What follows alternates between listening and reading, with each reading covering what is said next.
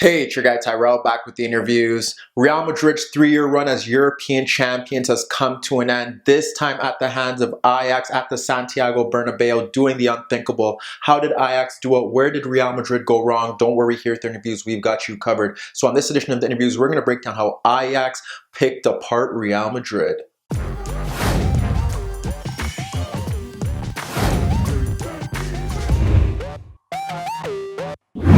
So before we get into today's video, don't forget to give our video a thumbs up if you do enjoy it. The bell below does give you daily notifications regarding our organic, unfiltered soccer/footy analysis. And don't forget to subscribe to our channel. In today's video, we're going to break down the first half, see how Real Madrid went about their business and how Ajax were able to cause them so many problems. Then move to the second half, see how Real Madrid would try to rescue the game before Ajax killed it off. But first, let's get to the starting lineup. So we look at Real Madrid, 4-3-3, Vinicius, Benzema, and Lucas Vazquez up front. In midfield, no real surprises here. Casemiro, Luka Modric, and Toni Kroos.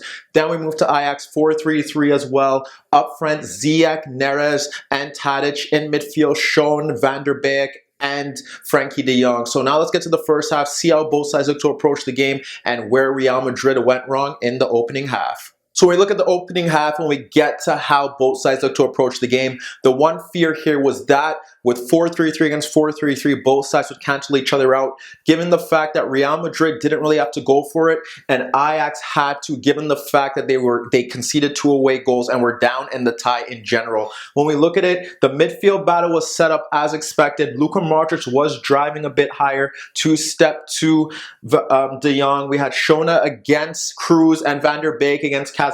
Out in the wider areas, Ziyech and Neres were kind of a bit of a liability because Reguilon and Carvajal were getting forward, but vice versa, they were giving those two fullbacks a lot of issues as well. We look at Dusan Tadic, who was the game's key player, dropping off a bit deeper, looking to get on the ball in those pockets of spaces, floating laterally out into the wider areas to create space and pick up the ball in dangerous areas where he knew he wasn't occupied by Casemiro, and that would allow Van der Beek to push forward, who did like to charge into that space that Tadic left free, or he would storm forward to try and provide a link up for the false 9 there. And then like I said, when we have to break things down, we look at how Ajax were pressing, and they were a bit risky in the way that they were trying to press, but based off the fact that they had the midfield battle locked off, they weren't really troubled there, because sometimes we would see Tadic step forward to press Courtois, and when that would happen, you'd have the wider players step to the center backs that were split out, and what would happen is that they would just simply block off the passing lane into the fullbacks, and that would force Courtois to pump the ball. He's not the greatest with his feet, so if Tadic did look to press him, that was a big worry for them because he was often liable to making mistakes in those situations. So with that being said, that was how they went about their business, whereas for Real Madrid, when they were looking to play out the back, there was a big worry because sometimes you would see Benzema step to Daily Blind, and that would force Vinicius to step out to De Ligt, with Lucas Vazquez staying on Tagliafico. When he would push out there, that would make Mazzarri the free man, and they could obviously clip the ball out there. But what we did see it break down at one point where we saw Schoene drop off a bit deeper and Kroos didn't follow him, and with Vinicius moving out into that space, the ball played into Schoene, and he's instantly playing it out to Mazzarri, and that's how they were able to push forward in that regard. But we break it down and we look at how they were all moving across the pitch. We already gave you the examples of how each team was looking to go about it. Benzema still kind of dropping off, Vinicius pushing forward from the left. When Neres was pushing out into that zone, you'd have Carvajal tracking him to ensure that he couldn't get on the ball. But when we break down Ajax's 3 key chances in this first half, a lot of it stems with Dusan Tadic, who, like I said, was the game's key player. We look at the build-up to the goal in the opening minutes. It's just a simple throw-in, and Toni Kroos is on the ball, and once he gets it, Ziyech does go and press him, and once he presses him, the ball bypasses Nacho, and it allows Tadic to get onto it, and Tadic charges down that right channel and pulls it back for Ziyech, who's able to fire his shot past Courtois. That's 1-0. That's how they go about their business, and that starts the onslaught. We look to their second goal shortly after that. This time, what we end up seeing here is Carvajal stepping into position for Reguilon. It was after a corner kick, and what happens there is that Tadic just drop into that zone to pull out Carvajal, and when he pulls out Carvajal, he's able to hold him off, brush off the press, run at Casemiro, and then instantly do a 360 around him. And what happens here is that Luka Modric is covering the space for Carvajal right there, and you have the run being made from Van der Beek into the space that where you should have Tadic, and he makes the run across the center backs. And what happens there is that we see Tadic slide that ball across Modric for Neres, making the run in. He's able to round Courtois and chip his effort past the keeper there. There were other opportunities where we saw Neres break free again by Modric, and he was able to fire an effort just wide of the net as he tried to chip Courtois. We saw shortly after that, or later on in the half, we had Ziyech fire a shot on goal that forced Courtois into a save after he pressed Bale into a mistake into Neres. But one of their final opportunities was a great systematic breakdown, and it goes to show what Ajax were trying to do. It's Daley Blind stepping forward. You have Frankie de Jong dropping off, and he's pressed by Luka Modric, so that's one issue there. So Luka Modric presses him. You have Tagliafico pushing a bit higher, and you have Carvajal, and then what happens there is that you have him marked by Lucas Vazquez. You have Neres dropping off, and you have Carvajal stepping to him. So Blind is kind of lacking options here, but what happens is that you see Van der Beek come across and drift off laterally to pull out Varane out of position. Now you have Casemiro, and you have Nacho. And you have Nacho calling off Casemiro when he could step forward to him, and he doesn't do that. So he calls off Casemiro to follow Tadic, and he doesn't. What happens there is that the ball is chipped into that left half space by Blind, and Tadic makes that darting run in, and it forces Casemiro to track him, and he brings it down, and he forces Courtois into a key save. But those three incidents in itself shows what Dusan Tadic is all about: anticipating the ball that was deflected into that path and creating the opening goal, using his ability to drift out into the channel, win the ball, beat a few defenders, and then slide in his teammate. And the third one, anticipating the movement from Van der Beek and darting into that space to create a great goal-scoring opportunity.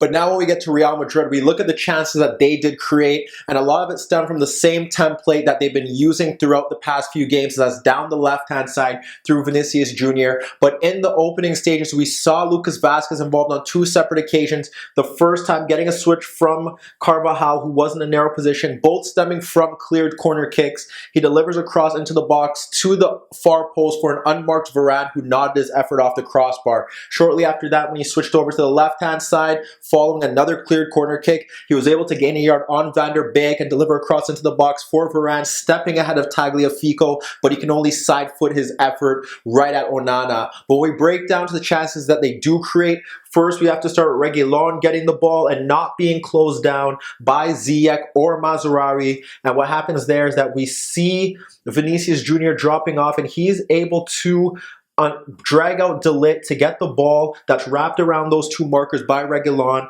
and he drives into the left channel where he picks it up. He's able to hold off Mazraoui, skip past De Ligt, and break into the box before Blind comes across, and he's able to get by him and poke it into Vazquez, who was breaking into a narrow position, but he's unable to solve Onana there. Shortly after that, we ended up seeing Vazquez from a deeper position clip a ball to the left channel where Vinicius and Mazraoui were able to chase it, but Vinicius' pace was too much for the Ajax right back, and he pulled them down to receive a booking. Later on, we see Cruz nod the ball into the path of Modric, who plays it past Neres and plays it into Benzema, who backheels it back to him, and the two markers from that corner kick was Mazraoui and de Jong, and he's able to slide it in front of them for Vinicius Jr. And what happens there, instead of going through them, he decides to go around Mazraoui, tries to beat him for pace once again, but the right back tracks him step for step. And as he breaks into left half space, he can only guide his effort into side netting. However, through all that, we saw some changes for Real Madrid that were forced due to injury. Bale coming on for Vazquez, playing on the right-hand side before Vinicius had to leave to injury as well, which saw Asensio come on. He moved to the right, Bale to the left. And again, Real Madrid were still hunting down that left-hand side. And the first opportunity we see, it stems from their pressing. You have Cruz ends up stepping to De Ligt, and you had Modric on de Jong, and when the ball was slid out to Mazraoui, we had Bale dispossess him and break forward. And as he breaks forward down that left channel, was able to poke a pass in between Maserati and De Ligt for Asensio breaking into the box. But before he can even get a shot off, you have Blind coming across to make the difference there. The final opportunity that we do break down kind of sums up everything. First, we saw Vinicius down the left. Now we see Gareth Bale. It's Modric from a deeper position, and he's pressed by Schoene, but Cruz is still deep, and he gets the ball, and no one picks him up there. Ziyech watches him and doesn't press. Schoene doesn't press, so he's able to play a pass as he steps forward to have a round Maserati for Bale on the outside breaking free. And as he breaks free, he drives forward into left half space.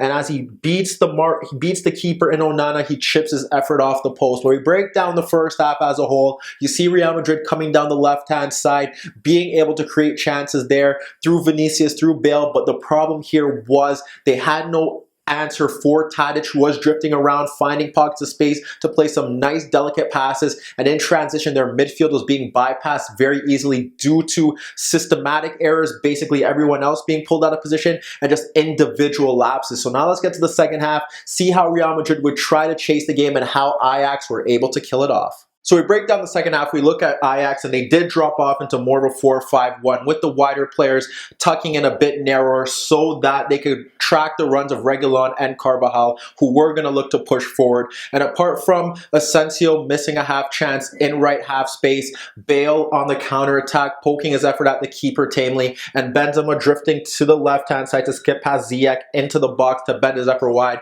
Real Madrid didn't really have much going for them. And when you look at how Ajax were able to punish them due to their individual mistakes, the final 15 minutes practically didn't mean much, although Luka Modric did waste a great chance to help them kind of close the gap. When we look at the chances that Real Madrid did squander, the first one stems from Nacho trying to clip the ball out to Reguilon, a chip over Ziyech, and Ziyech was able to nod the ball forward. Now what happens here now is that you have Tadic breaking in between the center backs, Carvajal higher, so what he's able to do is slide the ball to Neres, and when he slides the ball to him right there, what happens now is that he probably should try to go for goal, but he slides it back to Tadic, and from there, Tadic it's in front of Nacho, and Varane steps to him. And what he's able to do from that point is when Varane steps to him, he's able to play that ball in between Carvajal and Nacho for Van der Beek breaking forward, and he pokes it in between them. And when he breaks on goal, he should score, but he forces Courtois into another save. But that is how they were kind of going about their business there, and that was a quality opportunity that they probably should have done better with. Shortly after that, you have Modric stepping forward, taking initiative to try and press Blind, and Blind is able to push him off. And with Cruz stepping forward now, he's able to slide the ball into Tadic, who does drop off deeper in between Casemiro and Nacho stepping forward. And when that happens there, he's able to slide the ball to Van der Beek. And when Van der Beek is looking to push forward, what happens there is that he drops it off to Neres. And when he drops it off to Neres, he squares it to Tadic. And now Tadic, free ahead of in front of the 18-yard box, is able to play another reverse ball in between Nacho and Reguilon for Maserati breaking in behind. And what happens there is that when he gets it in half space, he guides his effort into the side netting. Another great opportunity, but just goes to show the movement of Tadic is so key to creating chances and creating space for his teammates. When we get to the third goal, what happens here is that it's a loose ball again from Nacho to Reguilon, and he slides in with Maserati, who's able to win the challenge and keep the ball into play and poke it in behind Cruz stepping for now Ziyech. And now Ziyech breaks forward. And when he breaks forward towards goal, he ends up switching the ball out to Tagliafico, who is able to run off Asensio, who was caught narrow. And when he gets the ball, he pokes it by Carvajal that's stepping, and it falls to Van der Beek. And from there, the ball is squared to Tadic, and first he tried to poke it into Tagliafico again, but then he gets it back, squares it to Tadic, who takes his first touch across Nacho and curls a superb effort past the keeper. What you look at that 3-0, so much for Real Madrid to do, but they quickly respond. Luka Modric, tracked by De Jong, down the right channels, drops it off to Asensio, who switches the ball out to Reguilon, who's able to break forward and pull it back for Asensio at the edge of the box, and he fired his low shot past the keeper. But shortly after that, Schoene superb superb free kick that exploited a Courtois error by him stepping a bit forward, ended the tie. And we break down this game as a whole. Ajax, arguably the better side in the first leg, but punished due to Real Madrid's clinical finishing. Here, Real Madrid just lacked anything going forward. Besides Vinicius and Bale in the first half, they were carved open in midfield. They couldn't deal with the movement of Ajax front attacking players, and going forward, Ajax just constantly bypassed that midfield, and Cruz, Modric, and Casemiro had no answers in the back four. Looked like they really missed Sergio Ramos. But let me know what you guys think. Does this mark the end of an era for Real Madrid, and where do they go from here? And what about Ajax? How far can they go in this tournament? Meet me in the comments below. Don't forget I upload videos every day, and don't forget to subscribe to my channel. If you like this video, give it a thumbs up. And that was your daily dose of the interviews.